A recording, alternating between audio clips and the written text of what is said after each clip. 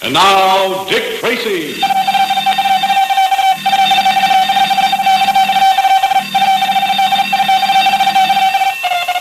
This is Dick Tracy on the case of the no-account swindle.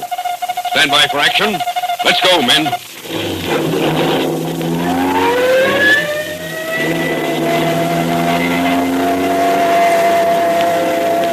Yes, it's Dick Tracy, protector of law and order. Before we listen to today's Dick Tracy adventure, let's go over a few fielding practices for would-be ball players. In the infield, one of the most important rules is keep your eye on the ball.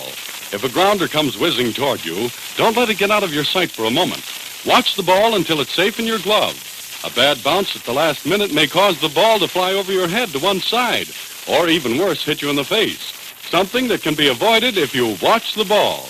If you're playing the outfield on a sunny day, shield the sun from your eyes with your glove or wear shatterproof sunglasses. It's embarrassing and painful when you lose the ball in the sun and it hits you on top of your head. Here's another good rule on pop flies. Call out for them so another infielder, also trying for the ball, won't run into you. If another infielder calls for the ball, stay out of his way.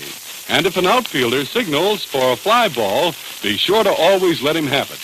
And if necessary, drop to the ground to get out of the way. You know, gang, these fielding rules do pay off. And I'd like to remind you once more that they help you cut down on errors, cut down on injuries, and by all means help you in winning ball games. And now, Dick Tracy. Dick Tracy and Pat Patton have been called in to investigate a racket which is crippling the local department stores. We know that this racket is headed by Slip Sales, who once managed a large department store, but who was later sent to prison for embezzling. The racket itself is founded on charging goods to other people, for which purpose Slip employs a number of girls, some to do the work in the stores and others to go to parties and steal identification papers for use in connection with the racket. Yesterday, one of these girls, an ex-shoplifter known as Winnie the Weasel, decided to on Slip and was killed for her troubles. Tracy was near the scene of the killing and was interested in the fact that the girl had papers in her handbag identifying her as 5 different people. We now find Patton arriving at the scene of the fatal accident in response to a call from Tracy. All right, open up there. Let me through. Open up there. Oh, you finally got here, Pat. I was about giving you up. 7 minutes and 18 seconds, and you say finally. Well, what's so exciting? This young lady? Oh, corpse, huh? Well, I've seen lots of them. This one's different on 2 counts. First, in her purse, she has papers identifying her as 5 different women. And second, with her last breath, she accused somebody of pushing her in front of the cab. Well, that's different. What's the cabbie have to say about it? I haven't spoken to him yet. He was making a statement to Mulligan. Yeah, he seems to be finished now. Let's see what he's got to say, huh? Check. I'm Inspector Tracy. I'd like to ask you a few routine questions. Yes, sir. Say, wait a minute. I know you. That's right. My name's Rex Fender. Of course, I met you on another case just a few months back. Well, this is the first time I ever ran anyone down, Mr. Tracy. I feel awful. I'm sure you must, but according to the witnesses, you couldn't have missed hitting her. What I want to find out is, you remember if she was with anybody at the time of the accident? Well, now that you mention it, she was walking with a man. Uh-huh. You remember what he looked like? Oh, not too well. I noticed him looking around quickly, and I thought maybe he wanted a cab, so I pulled in close to the curb, and all of a sudden, this dame just pitched right in front of the cab. Before she died, she said he pushed her. Did he? Well, I couldn't say. It all happened so quick. I jumped out of my cab to see if there was anything I could do for her, and when I remembered about the guy she was with, he was gone. You don't think you could identify him then? Well, all I can remember was that he was about medium height with a gray suit and a gray hat that had the brim pulled down on one side and up on the other. Well, that's not much to go on, but it's something. That plus the fact that she called him Tripper. Come on, Pat. Let's get back to headquarters. Right. Let us through here.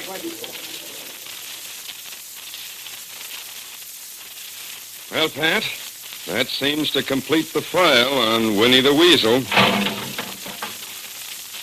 She did 2 stretches in the city prison. The last time was sent up to the state penitentiary for women. Now that was back in 1942.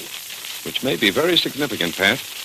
If she is a member of this charging racket, she herself probably hasn't been doing any actual shoplifting. Otherwise, as an old offender, she would almost undoubtedly have run afoul of the law in the last 5 years. Yeah, that would account for all the operator's licenses she had in her pocket. Right. I've checked all the people whose names appeared on the licenses, and they've all been victimized within the last year. But none of them knew the late and unlamented Winnie. All right, then we know she was a member of the ring. Now where are we? Nowhere yet. We've got to find out who her friends were, who she's been seen with, and above all, who the elusive tripper is. You think her death had anything to do with the racket? I think so. This was a well-planned killing. Not the kind that results from a lover's quarrel. Well, what's the motive? That's just another thing we don't know anything about. But it does show us that Bill Storrs was right. They are a big and powerful organization, and apparently they'll stop at nothing. Yeah, and the only member of the gang we've met so far has been dead. The only thing we know about the gang is that they're smart and ruthless. What we've got to do is to turn up a live member of the gang. You can't get much information out of one in the condition of the late Winnie the Weasel. Elementary, Mr. Tracy, elementary. But how, when, and where are we going to turn up a live one? Pat, I'm going to call up Bill Storrs at the Merchants Protective Association and ask him to have the stores make a check on every young woman who tries to charge anything, no matter how small the sale. But he said the stores couldn't afford to do that. They can afford to do it for a week, and I have a feeling a week is all we're going to need. Pat, this gang thinks it has nothing to fear. The fact that they did this killing right out in public indicates that they're riding pretty high. They'll strike again, and soon. Well, I hope you're right. The stores are going to be pretty puckered if they go to all that trouble and nothing.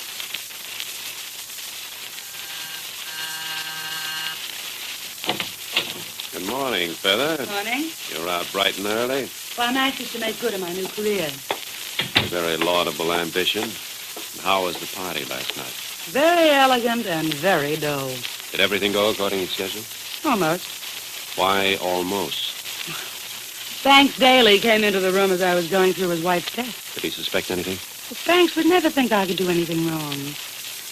I just hope he doesn't mention it to his wife. I think it's hardly likely. You really have nothing to fear from her. I think I told you I have a slight trump card to hold over her. Oh, you mean the fact that she wouldn't want it known that you were once married to her? That's right. But I wouldn't want Banks Daly to find out anything. If he were to think, say, that he was being played for a fool, he might become dangerous. Oh, don't worry about Banks. I can handle him. I hope so. Now, what'd you get for identification? Oh, first, several personal letters. Mm-hmm. Second, a receipted bill for a safe deposit box. Good.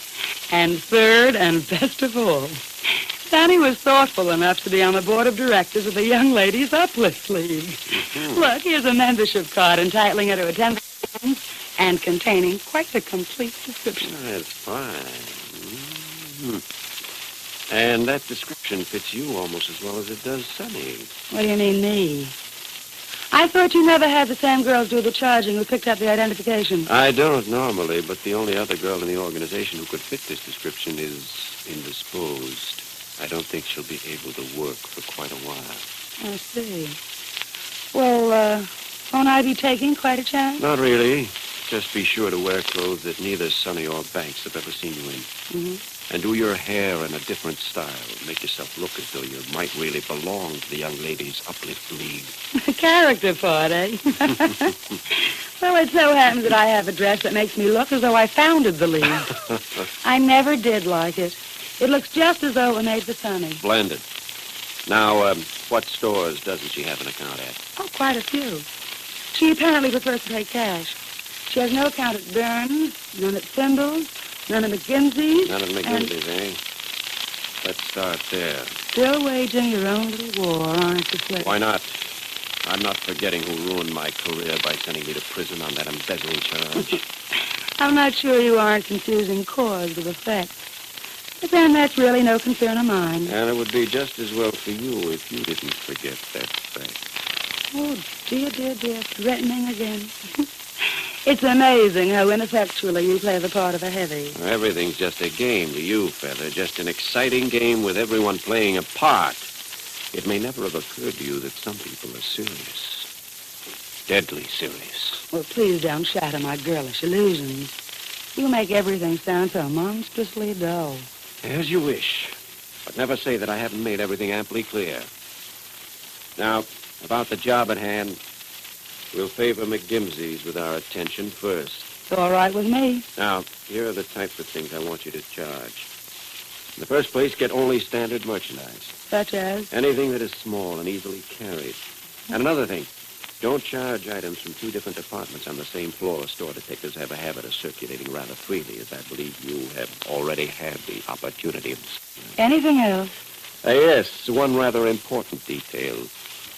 Don't carry anything with you that could identify you in the event that something should go wrong.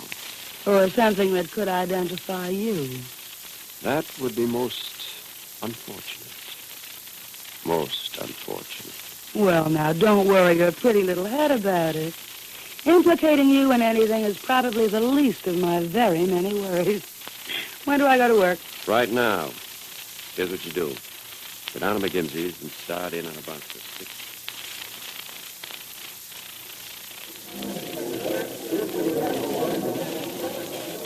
Will there be anything else, madam? Oh, I guess not. Oh, wait a minute. Let me look at that cute little pencil set there. Oh, yes. Here you are, madam. $3.75. Oh, that's lovely. I think I'll take this, too. How much does everything come to? I have to stay on a budget, you know. Don't we all? Now, let me see. Now, that'll be $8.78. Is that cash or a charge? I'll charge it. Yes, madam. Your name? Mrs. Banks Daly. Banks Daly. D-A-L-E-Y. 487 Rockingham Drive. Rockingham Drive. Yes, Mrs. Daly. Do you have some identification? Why, I see. Let me see.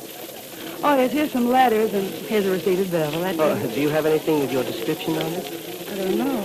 Oh, well, here's luck. My membership card and the young lady's uplift leave. Oh, may I see it? Thank you. Yes, this will do nicely. Well, may I have my things as soon as possible? I'm in quite a hurry. Yes, just as soon as we make a routine check. Routine check? It's something new. It'll just take a second. In a moment, we'll return to Dick Tracy. But first, hold on, Dick Tracy fans. This next minute, I'd like to tell you about 3 other swell shows heard over most of these same ABC stations every weekday. 3 shows you can still hear today if you stay tuned. Let's start with Terry and the Pirates. This is the radio serial adapted right from the famous comic strip. And you'll meet up with the very same characters.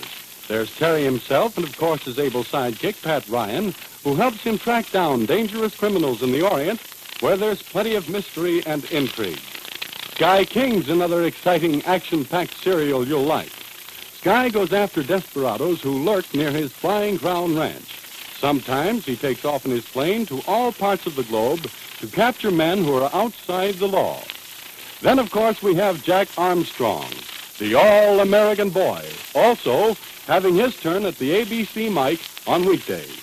Jack's the idol of millions of boys and girls like yourself, with good reason. There's never a dull moment when he's on the scene, whether it's at the circus or in the Sea Islands. So don't forget, gang, all these great shows will be coming up today over most of these same ABC stations. Now back to Dick Tracy. Oh, Mrs. Daly. Yes? The manager would like to see you for a moment. It seems that you don't have an account at this store. What effect will this have on the carefully laid plans of slip sales? Be sure to tune in tomorrow for the adventures of Dick Tracy, written for radio by John Ray and Everett S. Crosby, produced by Charles Harrell, and heard overseas through the Armed Forces Radio Service. This is Bill Crago speaking. Ted Malone goes along with the theory that Lady Luck does exist, like his story about the New Jersey cab driver who came across a $1,000 bill someone had given him by mistake. The cabbie immediately took the bill down to police headquarters and identified the man who gave it to him. His tip, $100. Another lucky break occurred when a would-be actor found an old manuscript that Margaret Webster, the producer, had lost. Miss Webster was so delighted that she gave the young actor a job. If you go along with this theory of Ted Malone's that luck does exist, you'll enjoy hearing his other comments when he's on the air every weekday morning over most of these same ABC stations. This is ABC, the American Broadcasting Company.